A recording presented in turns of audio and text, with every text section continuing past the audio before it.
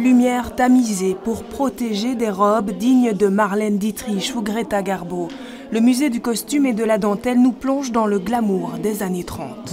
Glamour, ça veut dire la sophistication, l'élégance discrète de la femme.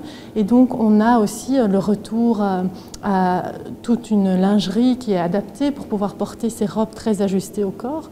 Donc ce sont en fait un retour à plus de travail dans la couture par rapport aux années 20 et qui vont en fait permettre d'avoir ces robes qui sont époustouflantes. À l'image de cette robe imaginée par Coco Chanel en 1931, chaque paillette a été brodée à la main sur un fond de mousseline.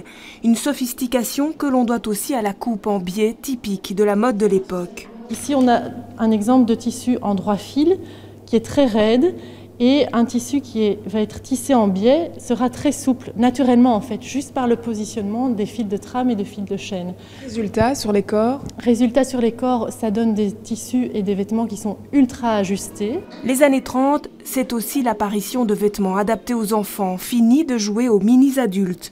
Même les garçons ont désormais leur propre garde-robe, une mode que les jeunes visiteurs sont invités à tester. Moi j'aime bien les dentelles et les couleurs. Parce que le rouge, c'est une de mes couleurs préférées. Couleur du deuil jusque-là, le noir devient très chic dans les années 30. J'aime bien dans les noirs, là-bas dans le coin, il y en a qui sont vraiment sublimes, je trouve. Tout est beau, mais bon... Mais je trouve qu'en fait, si vous avez ça maintenant, vous pouvez très bien le porter encore.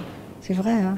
La preuve, cette création spécialement conçue par le styliste bruxellois Nicolas Watt trône fièrement dans le musée, comme pour nous rappeler que la mode est un éternel recommencement.